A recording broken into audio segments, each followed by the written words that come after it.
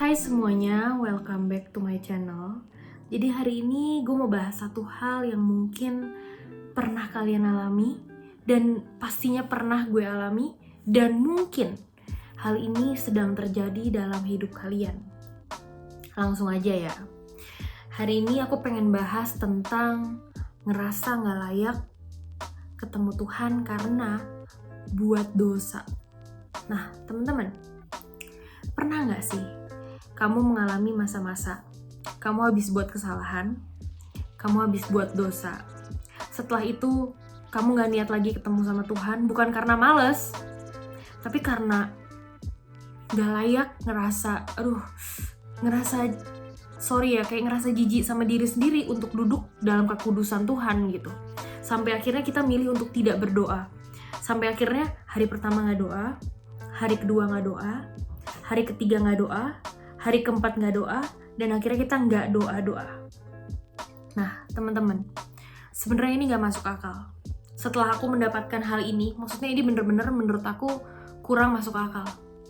Kita yang buat salah, kita yang melukai hati Tuhan, kita yang ngerasa gak layak, Tuhan yang kita jauhin, kita tinggalin Tuhan, kita diemin Tuhan, dan akhirnya kita gak deket lagi sama Tuhan. Padahal kita yang salah, tapi Tuhan yang terluka. Pernah gak sih kita mikir hal ini? Karena kesalahan kita jadi bisa ngebuang Tuhan tanpa kita sadari.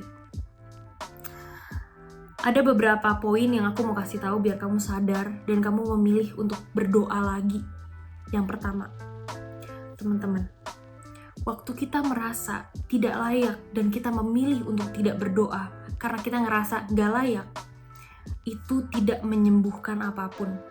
Ingat, itu gak menyembuhkan kesalahan kamu, itu tidak menyembuhkan apapun. Gak ada hasilnya sama sekali. Waktu kamu buat dosa atau buat kesalahan, terus kamu memilih untuk, gak deh, gue gak doa lagi, itu tidak menyembuhkan apapun dan tidak berdampak baik. Itu yang pertama.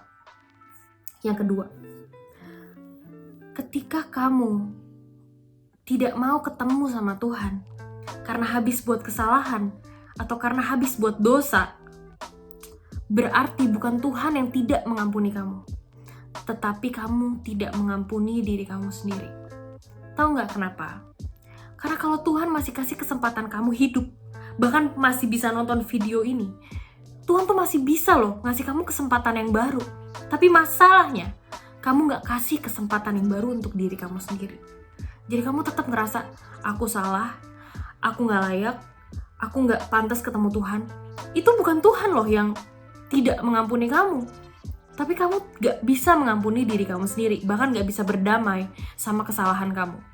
Teman-teman, kalau kamu lagi ada di tahap ini, please, ayo sama-sama kita berubah dan belajar berdamai sama apa yang kita lakukan. Karena apa? Karena itu gak bikin kita jadi orang yang lebih baik. Kesalahan itu bukan untuk disesali.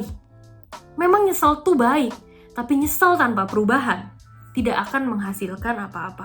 Kamu gak bisa ubah apapun lagi, kamu gak bisa ubah keadaan karena kamu udah buat, karena kita udah buat. Ini saatnya untuk kita membuang dan berdamai sama kesalahan kita dan move on. Ayo kita belajar berubah terus jadi apa yang Tuhan inginkan, karena Tuhan mengampuni dan masih kasih kamu kesempatan baru. Itu yang kedua.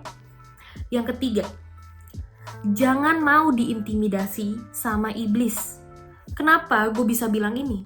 Karena gimana sih caranya ngejauhin lo sama Tuhan? Ya bikin lo tambah berdosa dan bikin lo tambah gak layak sampai lo memilih untuk gak ketemu Tuhan.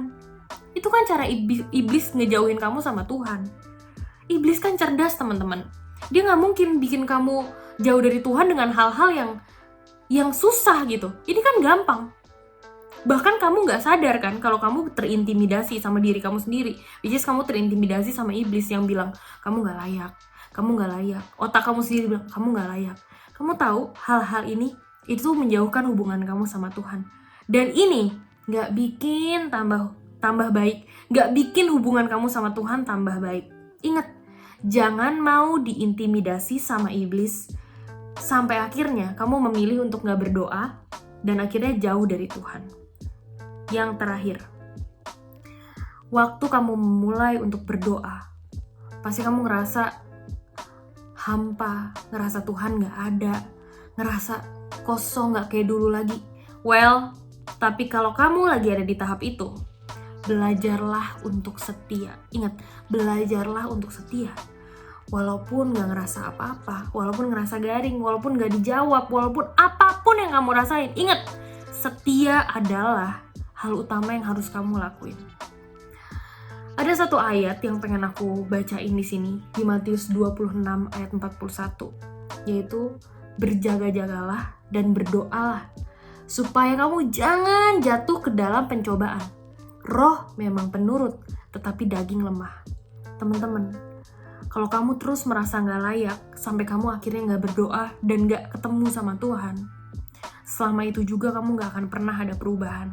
Karena perubahan ada ketika kamu mengerti kehendak Tuhan.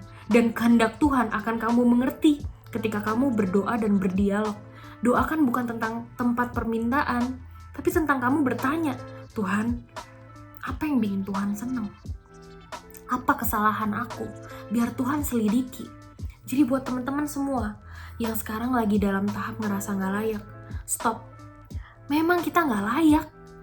Memang kita banyak dosa. Tapi bukan berarti kita stop untuk menghubungi Tuhan. Stop untuk ketemu sama Tuhan karena kesalahan kita. Semakin kita bikin salah dan ngerasa gak layak, kita harusnya makin cinta sama Tuhan. Kita harusnya makin gila untuk menghapus dosa dan keakuan kita, bukan malah menghapus Tuhan di hidup kita. Jadi teman-teman, ingat, ngediemin Tuhan itu bukan awal dari pertobatan, bukan awal dari perubahan. Tapi berdoa, ketemu Tuhan dan berubah adalah awal dari pertobatan. Ingat, berjaga-jagalah. Berjaga-jagalah artinya apa? Jangan sampai kamu keluar batas Tuhan. Jangan sampai Tuhan gak hidup di dalam kamu. Ayo kita bangun hubungan yang intim lagi sama Tuhan. Ayo kita belajar mengampuni diri kita dan kesalahan kita. Ayo kita jangan mau diintimidasi sama iblis biar kita gak ketemu sama Tuhan. Ayo kita belajar setia walaupun kita gak berasa apa-apa waktu ketemu Tuhan. Ingat, Tuhan aja bisa setia sama kita. Ini waktunya kita belajar duduk di kaki Tuhan, minta ampun, dan setia untuk ikut jalannya Tuhan. Thank you semuanya. God bless you.